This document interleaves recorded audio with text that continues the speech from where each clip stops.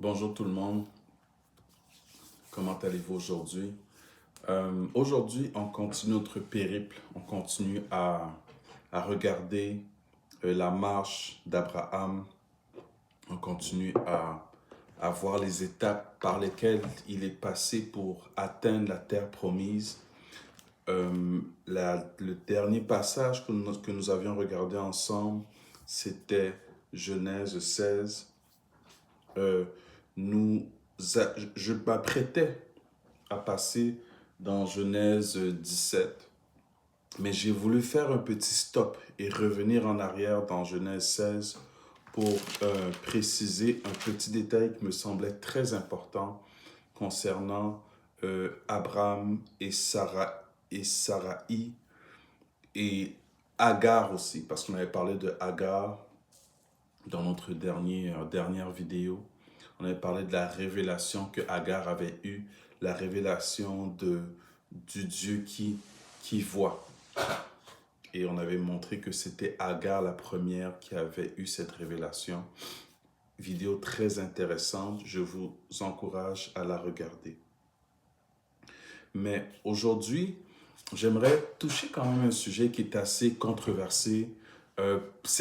Plusieurs même me contrediront, mais nous aimons avoir des appuis bibliques pour avancer ce que nous disons ou affirmer ce que nous disons. Donc, ici, le point que j'aimerais mettre en évidence, c'est Sarai et Abraham décident d'avoir un enfant à travers la servante, à travers l'esclave qui est Agar. Cet enfant que nous appelons Ishmaël. Maintenant, beaucoup disent et disent encore aujourd'hui que Abraham et Sarai ont manqué de foi. C'est pour cela qu'ils se sont tournés vers Agar et que c'était un acte d'incrédulité de la part de Abraham. Ce qui est faux si on s'appuie simplement sur les Écritures. Et je vais commencer par dire simplement pourquoi est-ce que ce n'est pas vrai. Simplement parce que quand Dieu parle à Abraham la première fois, il lui donne la promesse, il lui dit effectivement qu'il aurait une postérité, mais Dieu ne précise pas de qui et ni le comment il aura cette postérité. Donc, Abraham a une promesse, mais Dieu ne dit pas le comment. Et c'est juste dans Genèse 17, donc le chapitre après, que Abraham sait qu'il aura un enfant, un fils, par Sarah. Donc, j'aimerais dire ici pour une petite nuance sémantique, mais qui est quand même très importante, Sarai n'a jamais eu d'enfant, c'est Sarah qui a un fils. Abraham n'a jamais eu d'enfant, Abraham est celui qui a eu un fils, parce que tous les deux, leur nom change et c'est à ce moment-là qu'ils ont un fils. Au moment de Abraham et de Sarah, Abraham et Sarai n'existent plus, selon les Écritures, parce qu'on ne les appellera plus de leurs anciens noms. Comparativement à beaucoup d'autres personnages comme Jacob et qui devient Israël, on interchange les deux noms régulièrement dans les Écritures. On ne voit pas cela avec Abraham, ni avec Sarai. Donc, ils n'ont pas péché. Je reviens en arrière sur ce dont on parlait. Ils n'ont pas péché, ils n'ont pas manqué de foi, ils n'ont pas manqué le but, ils n'ont jamais été incrédules car Abraham est le père de la foi. Romain nous dit qu'il a cru contre toute espérance en nous parlant d'Abraham et qu'il n'a jamais faibli dans la foi. Je pense que nous sommes dans Romains 4.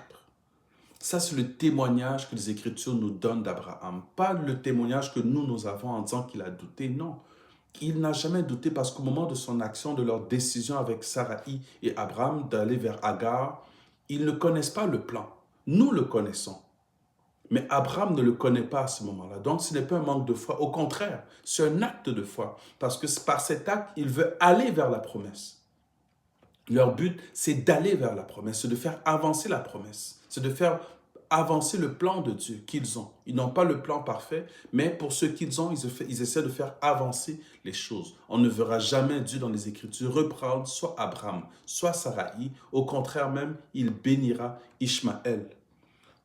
Ishmaël est le résultat d'un acte de foi. Ce n'est pas une erreur, ce n'est pas une incrédulité. Il faut qu'on change cette manière de voir les choses. Et c'est important, pourquoi? Parce que Dieu nous parle aussi et il nous donne des promesses. Et au moment où nous posons une action, pleinement convaincu c'est ce que Dieu voudrait, il ne faut pas qu'après, quand on réalise que ce n'était pas exactement ça le plan de Dieu, parce qu'à ce moment-là, nous ne savions pas et après nous le savons, il ne faudrait pas qu'on se condamne, pas du tout. Parce que quand nous l'avions fait, nous pensions vraiment que c'était le plan de Dieu, c'était pleinement dans la foi. Donc si c'était dans la foi, c'était pleinement agréable à Dieu. C'est la foi qui lui est agréable. Et j'aime beaucoup prendre ces exemples qui sont simplistes, mais juste pour nous aider à comprendre un peu qui nous sommes et la pensée de Dieu, un peu comme un enfant à qui nous donnons une tâche à faire, qui manque de connaissances, qui manque d'apprentissage, qui manque d'expérience, qui ne sait pas en fait comment le faire. Et on lui dit, fais telle action. Il part et il fait du mieux qu'il peut et il revient avec le résultat. Il y a plusieurs étapes, plusieurs connaissances qu'il n'a pas, mais il vous montre son résultat. Un parent conscient va bénir le travail, va être content du travail et ensuite amènera une précision pour que le travail ressemble à ce que lui voulait. Mais ce parent est bien conscient que le fils ne savait pas ou la fille elle ne pouvait pas savoir parce qu'il y a une information précise qui n'avait pas encore été donnée. Et c'est très logique et aussi très subtil.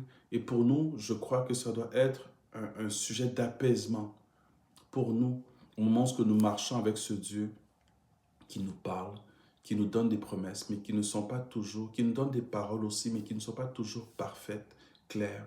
Cela ne doit pas nous empêcher à marcher, à aller de l'avant. Prenons exemple d'Abraham. C'est le père de la foi. Cette pensée qui dit que quand Dieu parle, il donne tout le processus, du début à la fin, tout le plan. Donc, avant même de commencer le début, tu as la fin. Ce n'est pas biblique, cette pensée.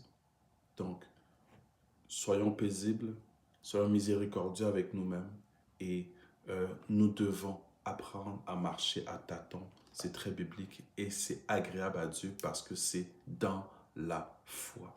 Soyez bénis, soyez encouragés, marchons par la foi, croyons en Dieu, croyons en ses promesses et reconnaissons nos imperfections. Lui seul est parfait. Passez une très belle journée. Amen.